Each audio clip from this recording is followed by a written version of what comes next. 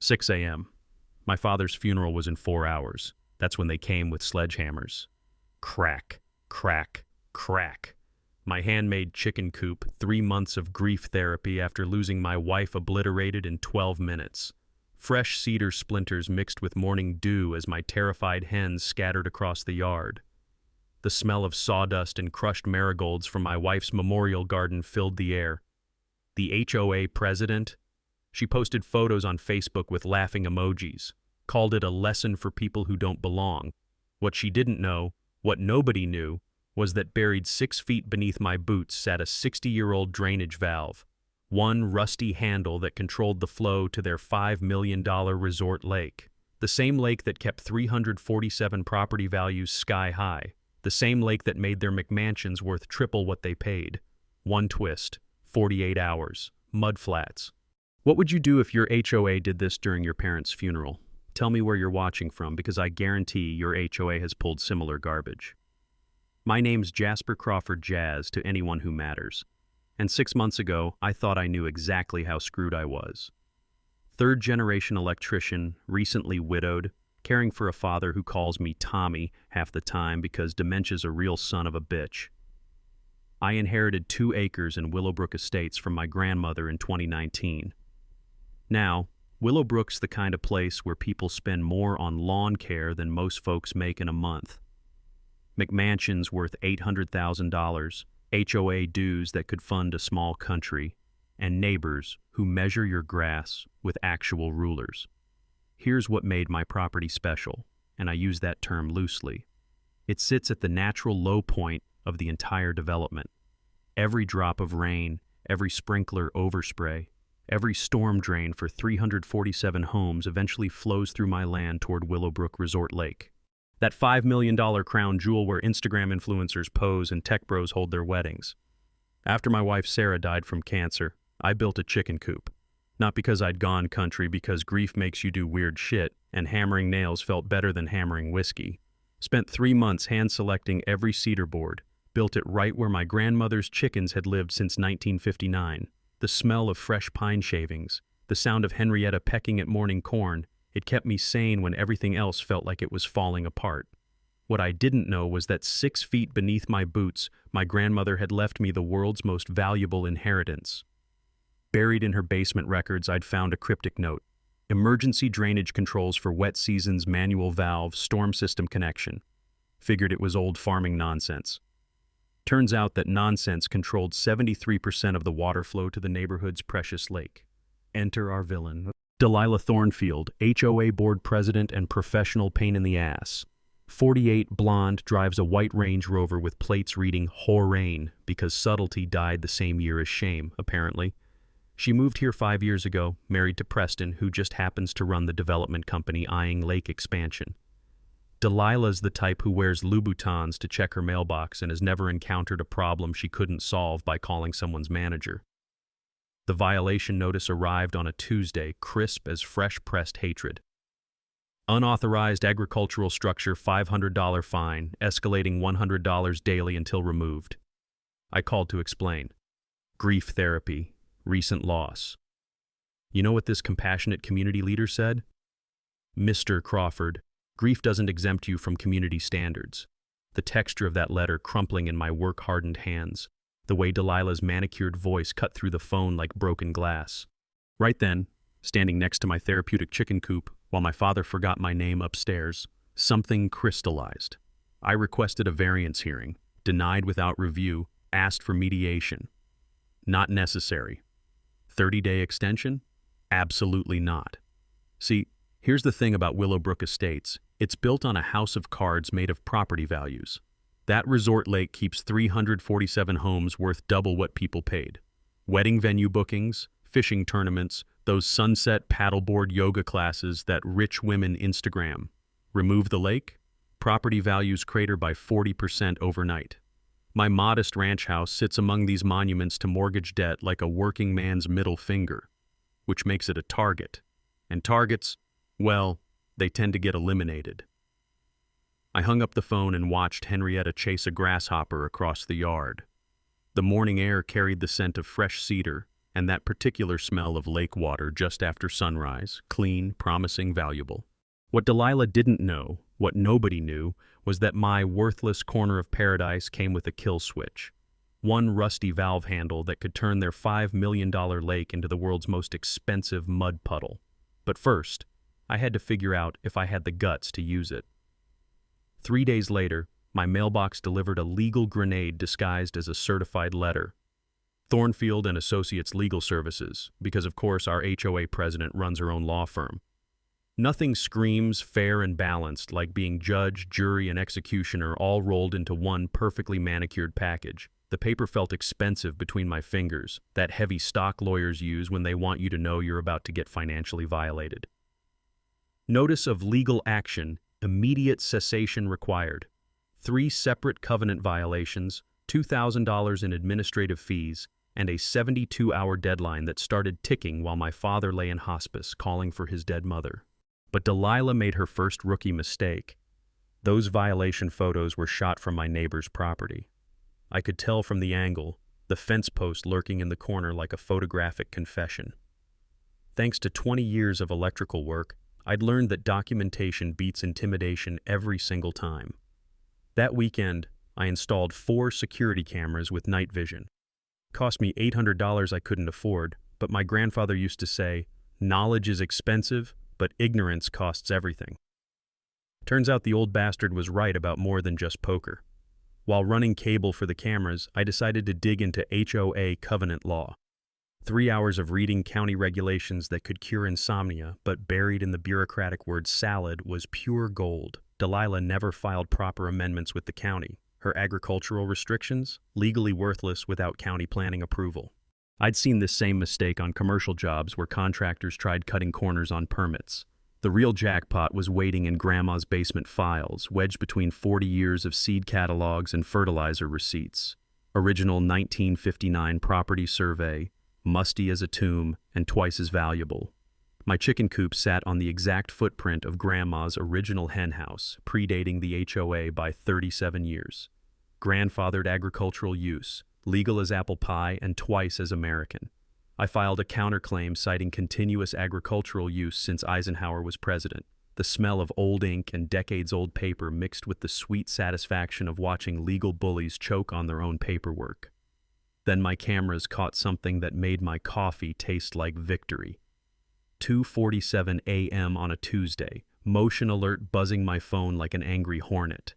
There's Preston Thornfield, Delilah's development company husband, creeping around my property with professional surveying equipment. The infrared footage showed him ghostly white against the darkness, measuring distances and taking photos like he was planning to build a goddamn shopping mall. 43 minutes of trespassing, documented in high-definition detail. But here's the kicker: I recognized that equipment from electrical jobs at construction sites. Preston wasn't just harassing me for kicks. This was pre-development reconnaissance, the kind you do before filing permit applications.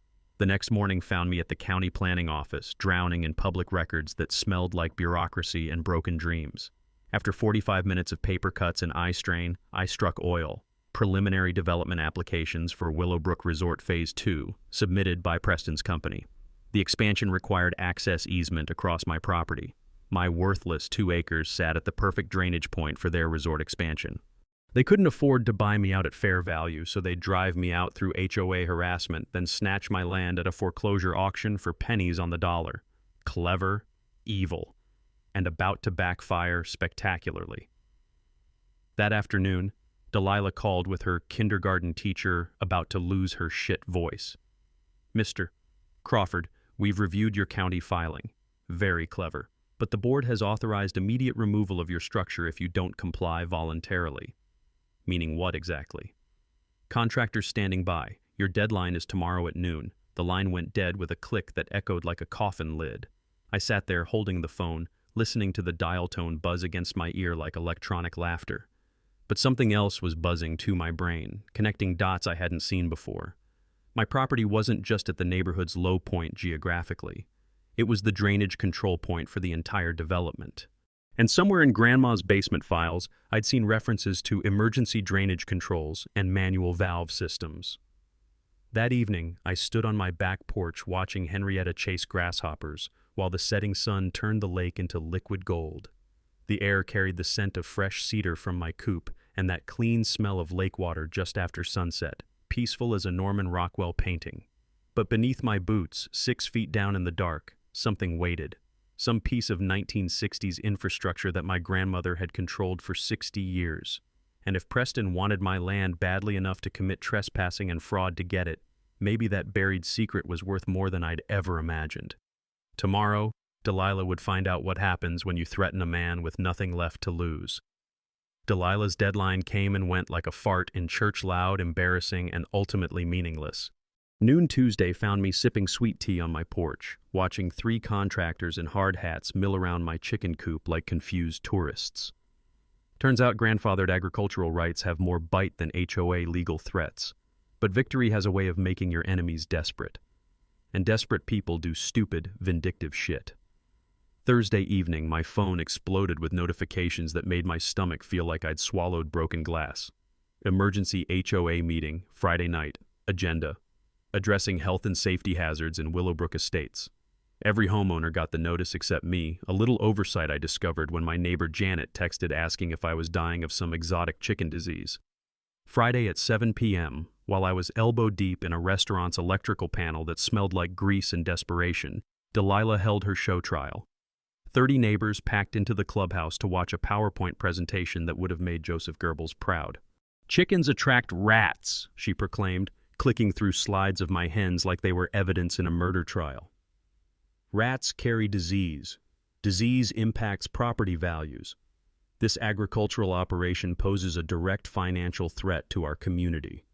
The logic was bulletproof if you ignored science, zoning laws, and basic human decency. But fear sells better than facts, especially when those facts might cost you $50,000 in home equity. Board vote, 4-1 to authorize immediate hazard removal within 48 hours. They even gave themselves permission to trespass on my property for community safety. Because nothing says safety like breaking and entering with power tools. I learned all this from Janet's husband Mark, who filmed the whole circus on his phone. Watching that footage later, seeing Delilah's practiced smile as she assassinated my character in high definition, something cold and calculating crystallized in my chest. 2 could play the public opinion game.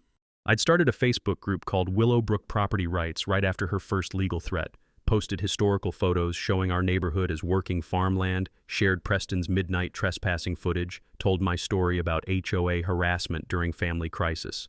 Within a week, 87 neighbors had joined, sharing their own tales of Delilah's reign of terror. Margaret Chen, $3,000 fine for parking her disabled son's wheelchair van in her own driveway, too many consecutive days. Bill Rodriguez, violations for growing tomatoes in raised beds smaller than most flower gardens. The Hendersons, legal action for installing a wheelchair ramp without architectural committee approval. Pattern recognition isn't rocket science.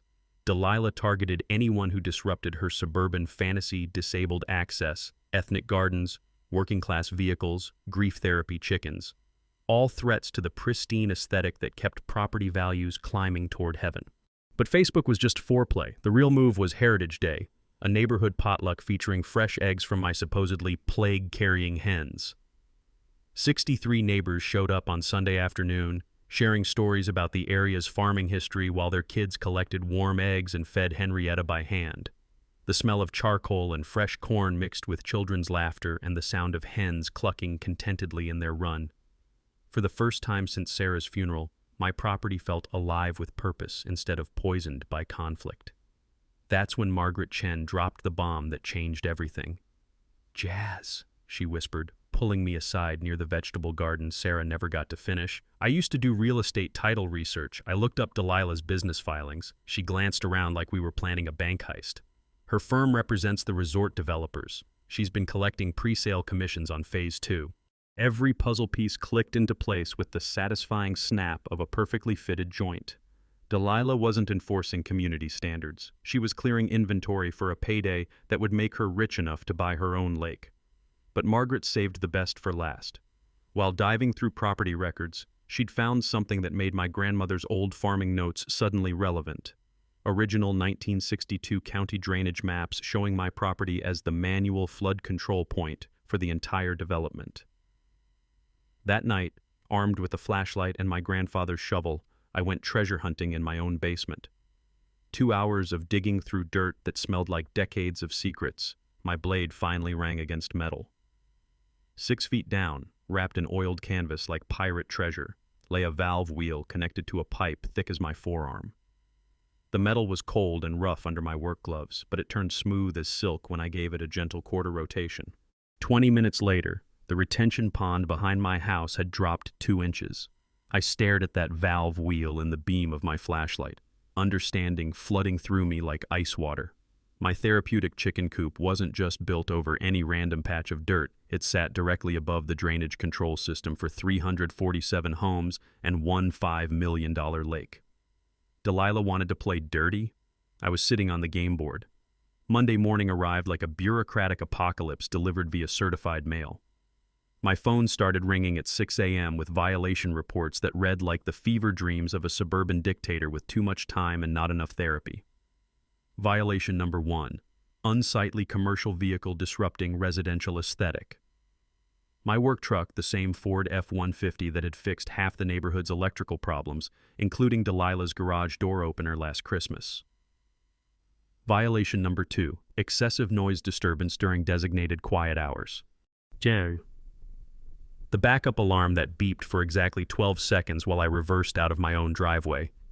Apparently my truck's safety features were now crimes against humanity. Violation number 3. Unauthorized frequent visitors creating parking congestion.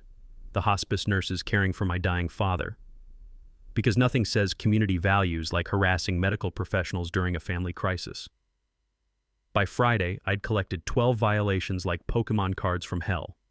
Total fines, $8,400 and climbing faster than gas prices.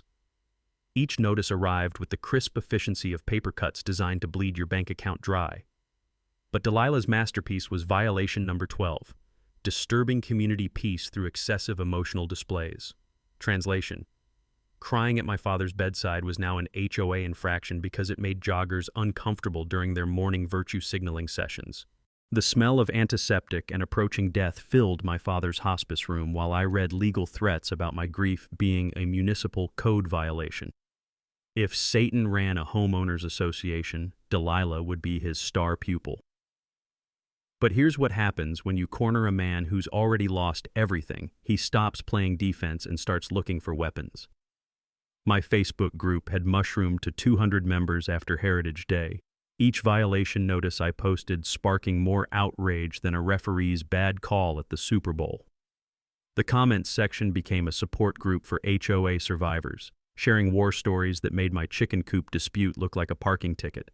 Then Rebecca Martinez from Channel 7's On Your Side reached out. She'd been monitoring our social media shitstorm and smelled ratings gold-wrapped in righteous fury. A widowed electrician being bullied during family tragedy? That's journalism crack. The TV crew arrived Wednesday afternoon, cameras rolling as Rebecca interviewed me next to Henrietta's coop. The late afternoon light caught the cedar boards Sarah had helped me pick out, golden and warm against the green backdrop of my therapeutic garden. 6 neighbors testified on camera about their own encounters with Delilah's petty tyranny. But the smoking gun was Preston's midnight trespassing footage. High-definition infrared video of a development executive surveying private property with professional equipment. That's the kind of evidence that makes news directors wet themselves with excitement. The story aired Friday at 6 p.m. Grieving widower targeted by HOA during family crisis. Footage of my father's empty wheelchair, violation notices stacked on my kitchen table, then a slow zoom on Delilah's lakefront mansion. Pure cinematic storytelling that went viral faster than a TikTok dance. Local Reddit exploded. Facebook groups shared it across 3 counties. The comment section became a digital pitchfork mob demanding Delilah's head on a spike made of HOA bylaws. But the real game changer came from an unexpected source.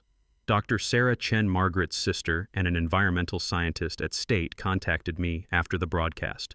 She'd caught my throwaway comment about controlling neighborhood drainage and wanted to understand my property's role in the local watershed. People don't realize how suburban development stresses natural water systems, she explained over coffee that tasted like academic curiosity mixed with revolutionary potential. When you convert farmland to housing, you're fundamentally rewiring how water moves through the landscape. Her maps looked like anatomical diagrams, showing storm runoff from 347 rooftops channeling through underground arteries toward the resort lake. Someone with access to the original manual valve system could theoretically control water flow for the entire development. My coffee suddenly tasted like liquid leverage. That weekend, I conducted my own research with the precision of a man who'd finally found his purpose. Quarter-turn valve adjustments, documented with time-lapse photography that showed retention pond levels dropping like a drunk man's standards. A half-turn completely drained the decorative fountain at the clubhouse. By Sunday, I understood the full scope of my inheritance. Grandmother hadn't just left me 2 acres. She'd left me the power to control the economic lifeblood of Willowbrook Estates.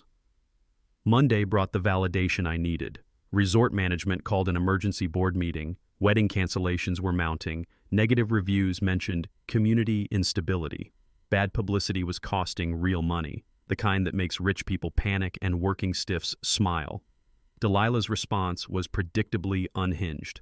She hired a private investigator to document my every breath, catalog each dandelion in my lawn, photograph visitors like I was running a drug cartel instead of mourning my father. But desperation breeds stupidity. Thursday night, my cameras caught 3 contractor trucks idling outside my house like mechanical vultures. My father died Tuesday morning. The funeral was Friday at 10 a.m. Delilah's plan was elegant in its cruelty. Destroy the evidence while I buried my dad. She had no idea what waited 6 feet beneath my boots. Friday morning, 6 a.m. 4 hours until my father's funeral, and I was standing in my bathrobe watching 3 assholes with sledgehammers turn my grief therapy into splinters while their cameras rolled like this was some twisted reality show. Crack, crack, crack. 3 months of healing, destroyed in 12 minutes, the smell of fresh cedar mixed with Henrietta's panicked squawking as she and her sisters scattered like feathered refugees across my yard. My security cameras captured every illegal swing, every trespassing footstep, every violation of property rights that would make the founding fathers spin in their graves. But rock bottom has its advantages. It's a solid foundation for building something dangerous. While Delilah's demolition crew left my property looking like a construction site had angry sex with a tornado, I was in my basement, digging through my grandmother's papers with the laser focus of a man who'd finally found his true calling. The 1962 correspondence with county flood control wasn't just bureaucratic paperwork. It was a legal nuclear weapon disguised as boring government letters, page after page of negotiations between Grandma Crawford and county engineers, establishing what they called perpetual easement rights for manual flood control maintenance. The language was dry as month-old toast, but the implications were explosive. The county had paid my grandmother $500 annually until 1987 to maintain active flood control infrastructure. The payment stopped when some pencil pusher decided the system was obsolete, but the legal rights, those transferred automatically to property heirs. Me. My hands still shaking with grief and rage, I called the county engineering department. Rosa Martinez, the current water systems engineer, sounded like the kind of woman who actually read the fine print in government contracts. Mr. Crawford, she said, papers rustling like autumn leaves through the phone. According to our records, your family has maintained flood control easement rights since 1962. The original agreement supersedes any HOA covenants, municipal ordinances, or private restrictions. Translation: Delilah's HOA could kiss my legally protected ass. But Rosa's next revelation made my coffee taste like liquid revenge. That valve system controls approximately 73% of water input to the resort lake. Full closure would drop lake levels 8 to 12 feet within 1 week, depending on rainfall. I stared at the crater where my chicken coop used to stand, understanding washing over me like baptism by fire. Delilah hadn't just destroyed my therapeutic project, she'd unknowingly declared war on the one person who could turn her $5 million lakefront paradise into the world's most expensive mud wrestling arena. The engineering maps Rosa emailed painted the complete picture in beautiful, terrifying detail. Storm drains from 347 homes, 3 retention ponds, and 2 commercial developments all fed through underground arteries that my valve controlled like a cardiac surgeon with a scalpel. Close that valve, and the resort's pristine beach would become a mosquito breeding ground visible from low Earth orbit. The dock where wedding parties posed for photos would sit on exposed lake bottom like a monument to poor planning. Property values would crater faster than my hopes for a peaceful retirement 30 to 40% overnight. Delilah's development dreams, worthless paper. Preston's Phase 2 expansion, dead on arrival. But here's the beautiful, terrifying truth. As the legal controller of flood management infrastructure, I had every right to operate that valve. No permits required, no HOA approval needed, no legal recourse for anyone affected by my maintenance activities. My grandmother hadn't just left me 2 acres and a broken heart, she'd left me the power to protect or destroy an entire community's financial future. That afternoon, while Delilah probably celebrated her demolition victory with champagne and sociopathic glee, I stood over my buried valve, understanding exactly what leverage really meant. She'd wanted to destroy a grieving widower's last source of comfort. Now she was about to learn what happened when you declared war on a man who controlled the water. By Saturday morning, my kitchen looked like a war room designed by caffeinated revolutionaries. Maps covered every surface, legal documents stacked like ammunition, and coffee rings marked strategic positions on my grandmother's old dining table where 4 very different people planned the downfall of a suburban tyrant. Marcus Webb, my newly appointed legal counsel, had retired from environmental law at 61, but came out of retirement faster than a fire horse when he heard my story. Tall, silver-haired, and possessed of the kind of quiet intensity that made opposing attorneys wet themselves, Marcus had moved to Willowbrook 3 months ago specifically to escape HOA drama. Life's got a sense of humor like a drunk comedian. Rosa Martinez, the county engineer who'd confirmed my valve rights, sat across from him reviewing watershed maps with the focused precision of someone who understood that water flows downhill and bullshit flows uphill. She'd volunteered her Saturday because, in her words, Delilah Thornfield has been a pain in my department's ass for 5 years. Tommy Tank Morrison completed our unlikely trinity. A local contractor built like a refrigerator with a grudge. Tank had his own beef with the HOA after they'd fined him $2,000 for parking his work truck in his own driveway during community event weekends. He brought homemade donuts that tasted like justice and practical knowledge about how things actually got built in the real world. Eleanor Pratt, our secret weapon, was a 72-year-old retired county clerk who knew where every bureaucratic body was buried. She'd shown up unannounced with 3 boxes of public records and a smile that suggested she'd been waiting her entire career for this moment. "Honey," Eleanor said, spreading documents across my counter like tarot cards predicting Delilah's doom, "I've been watching that woman abuse the system for years." Time somebody reminded her that laws apply to everybody, even HOA presidents with delusions of adequacy. Marcus had spent Friday night reviewing my grandmother's easement documents with the thoroughness of a forensic accountant auditing the mob. His verdict was unequivocal. My water rights were ironclad, predating the HOA by decades, and absolutely unassailable in court. "Jasper, you don't just have the right to operate that valve," he explained, his voice carrying the confidence of someone who'd won bigger fights than this. "You have the legal obligation to maintain flood control infrastructure. If anything, the HOA has been interfering with your federal easement duties." Rosa had spent her weekend creating professional engineering diagrams that showed exactly what my valve controlled. Her maps looked like circulatory system drawings for a mechanical heart, with my property as the crucial ventricle pumping life through Willowbrook's artificial ecosystem. "Full closure would violate no environmental regulations," she confirmed, pointing to flow charts that made my head spin. "The original system was designed with manual override capabilities for flood management. You'd essentially be returning the watershed to its pre-development state. Tank's contribution was more practical, but equally valuable. He'd organized what he called Neighborhood Watch among the dozen contractors and blue-collar workers who'd joined my Facebook group. They'd create a rotating surveillance schedule to document any more harassment, intimidation, or property damage. "These HOA assholes think working people don't fight back," Tank growled around a mouthful of glazed donut. "Time to show them what happens when you mess with somebody who actually knows how to build things." Eleanor had been the busiest of all. Her 3 boxes contained property records for every HOA board member, revealing conflicts of interest that would make an ethics professor weep. 2 other board members owned development company stock. The treasurer's wife worked for the same law firm handling Phase 2 permits. The secretary's brother-in-law was the general contractor bidding on resort expansion. "This isn't just corruption," Eleanor declared with the satisfaction of someone who'd been keeping score for decades. "This is criminal conspiracy disguised as community governance." Our strategy crystallized over the course of 6 hours and enough coffee to float a battleship. Phase 1. Present my easement rights to the HOA with a formal demand to cease harassment and provide full restitution for property damage. Give them 72 hours to respond like civilized human beings. Phase 2. If they continued their harassment campaign, demonstrate valve control with a minor adjustment, just enough to drop lake levels visibly without causing permanent damage. Sometimes you have to show your weapon before people believe you're serious about using it. Phase 3. Full media disclosure of valve control capabilities and board corruption. Let public pressure and negative publicity force them to negotiate reasonable terms. Phase 4. If all else failed, legal action with Marcus wielding environmental law like a chainsaw through their HOA covenants. The emergency option remained unspoken but understood. Full valve closure if they escalated to property destruction again.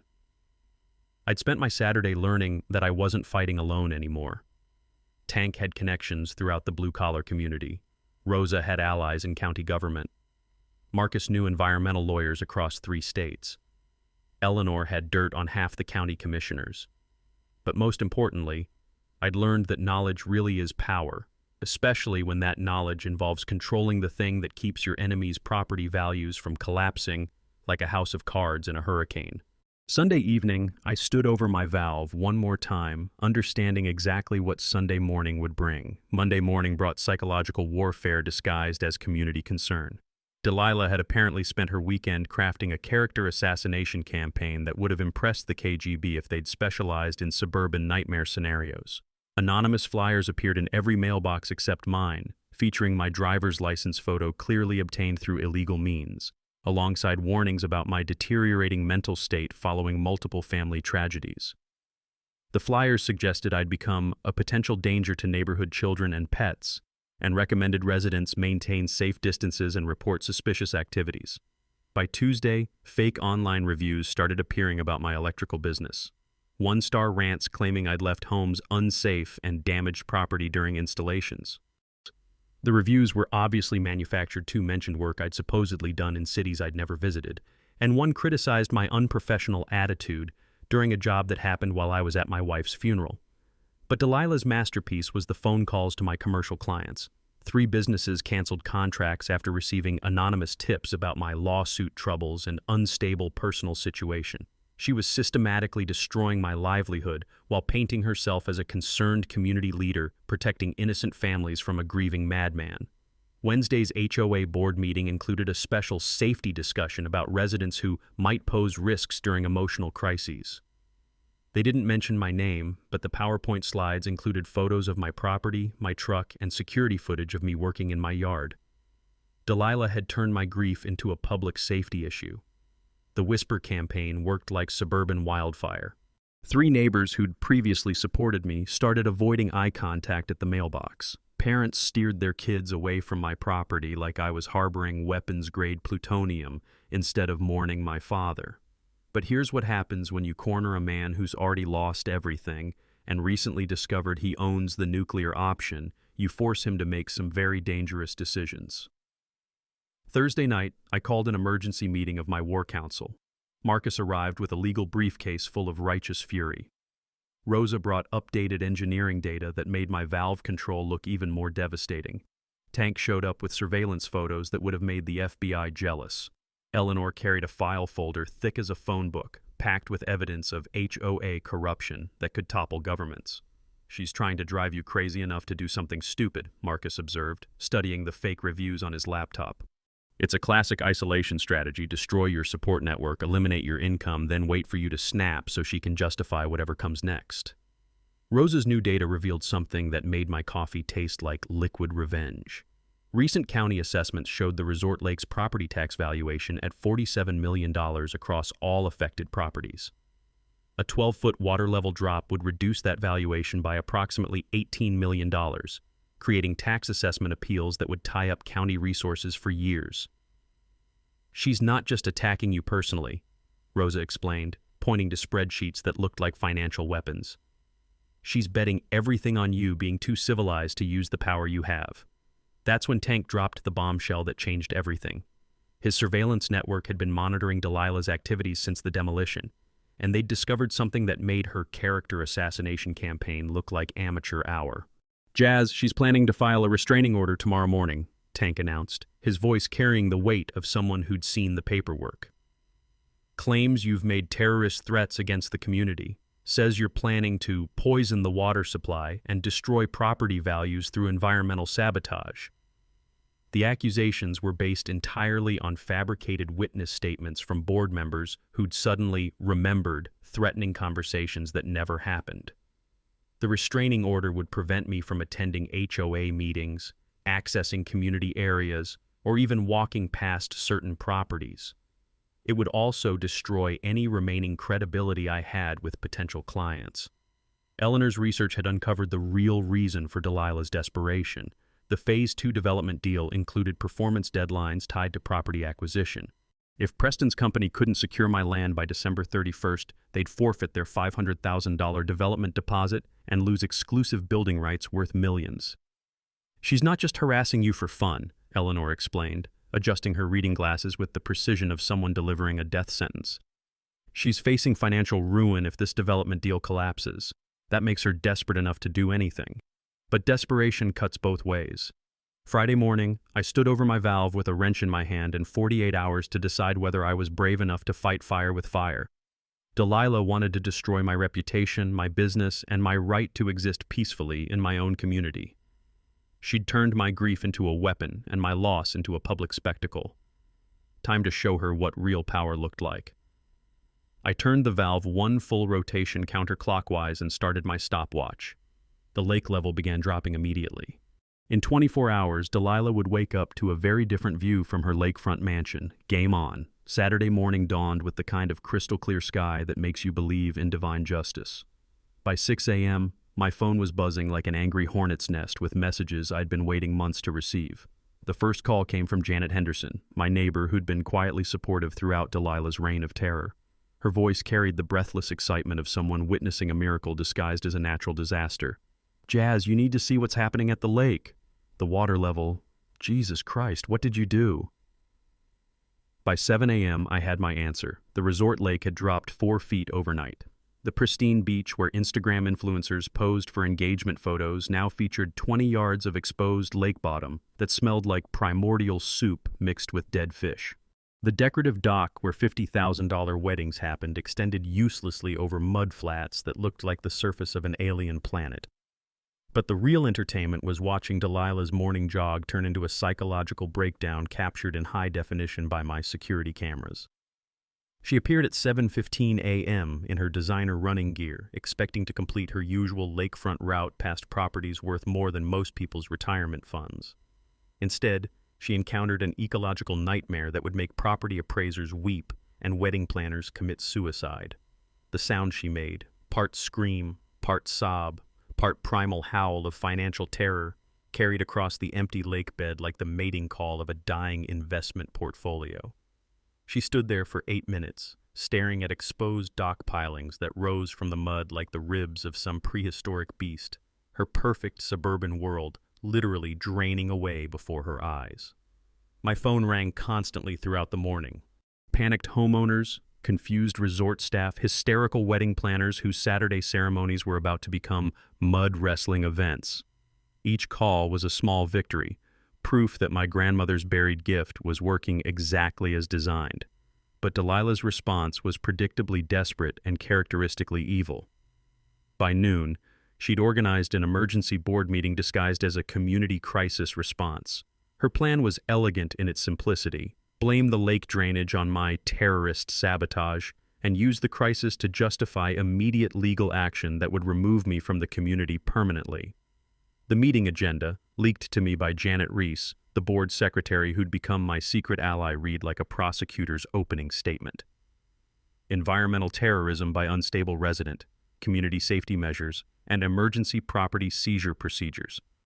Delilah was planning to paint me as an eco-terrorist who'd destroyed the neighborhood's water supply out of grief-induced madness. She'd invited the county sheriff, ostensibly for community safety, but really to arrest me on fabricated charges the moment I showed my face. She'd also contacted 3 local TV stations, planning to position herself as the brave community leader protecting innocent families from a dangerous lunatic. But here's what Delilah didn't know. I'd spent Friday night preparing for exactly this scenario.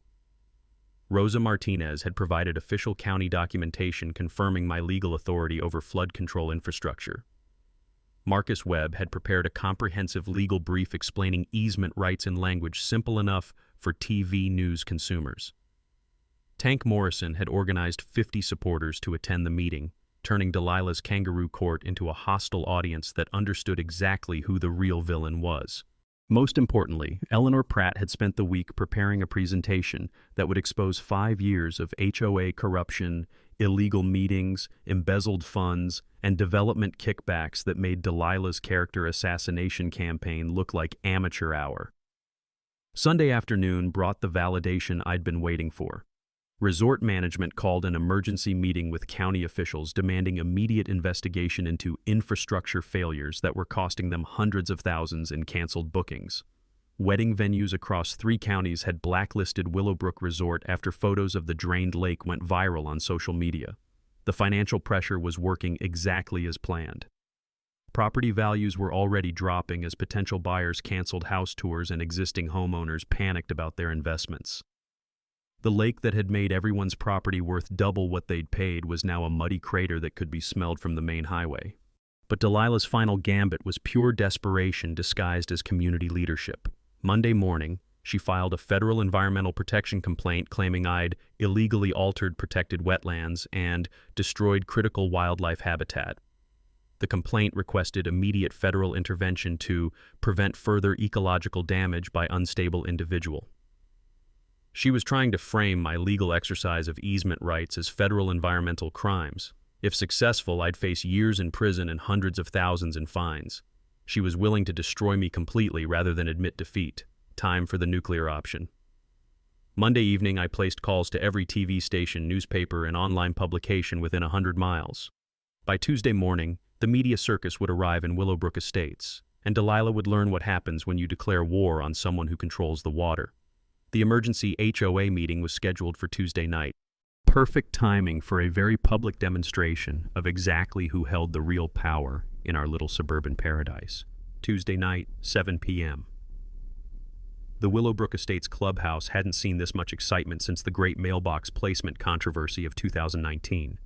137 residents packed into a space designed for maybe half that number, creating the kind of standing room only atmosphere usually reserved for championship boxing matches or public executions.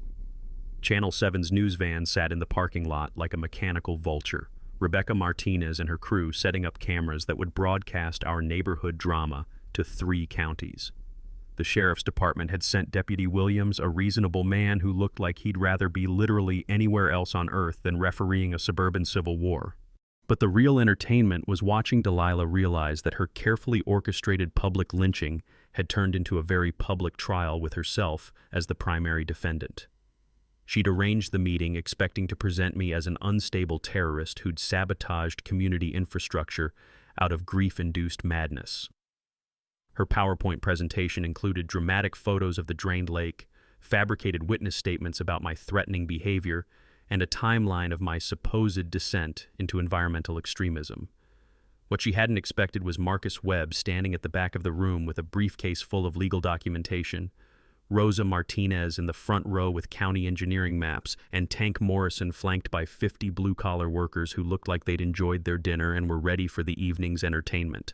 "Ladies and gentlemen," Delilah began, her voice carrying that kindergarten teacher sweetness that preceded total psychological warfare, "we're here tonight to address the environmental terrorism that has destroyed our community's most valuable asset." The murmur that rippled through the crowd wasn't quite the supportive rumble she'd anticipated. Too many people had seen my Facebook posts, watched the news coverage, and started connecting dots that painted a very different picture of recent events. Mr. Crawford's illegal manipulation of our water systems represents a clear and present danger to property values, community safety, and environmental protection, she continued.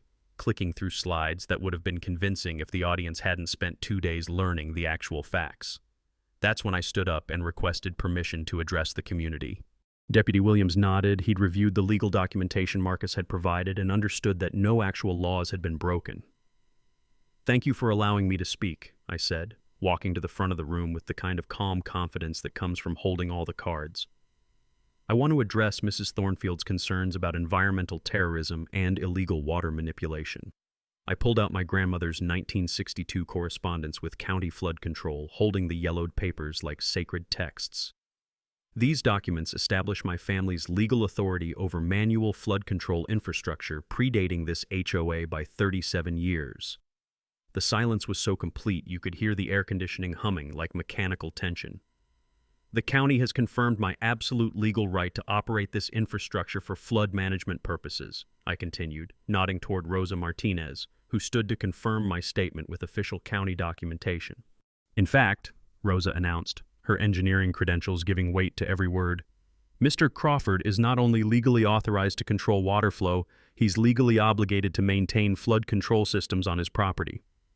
But the real mic drop moment came when I pulled out my phone and called Rosa, who was standing 20 feet away. The room watched in confused silence as she answered, then walked outside toward my property. The clubhouse had large windows overlooking the resort area.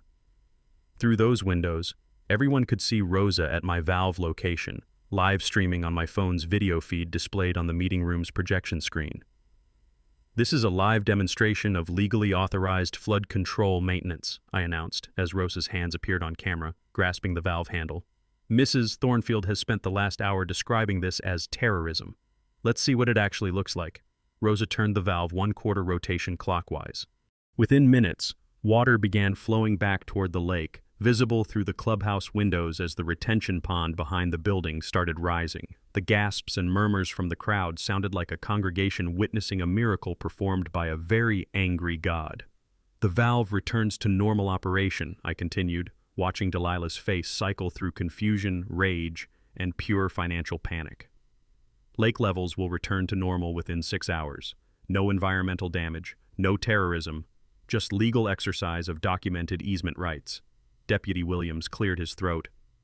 "Ma'am, I've reviewed all documentation. No laws have been violated. These appear to be legitimate property rights." That's when Eleanor Pratt stood up with her boxes of HOA corruption evidence, and Janet Reese announced she was resigning from the board effective immediately due to unethical conduct by leadership. The room erupted in shouting, accusations, and demands for Delilah's resignation. 3 board members called for an immediate vote of no confidence. Resort management representatives in the back row looked like they were calculating lawsuit damages in real time. Delilah tried to maintain control, shouting about fraud and conspiracy, but her voice was drowned out by 200 angry homeowners who'd finally seen behind the curtain of their suburban dictatorship. As she stormed out of the meeting, screaming threats about destroying everyone, the room burst into applause that followed her through the parking lot like acoustic karma. 6 months later, I was reading about Delilah Thornfield's sentencing in the county newspaper while Henrietta III pecked at my bootlaces.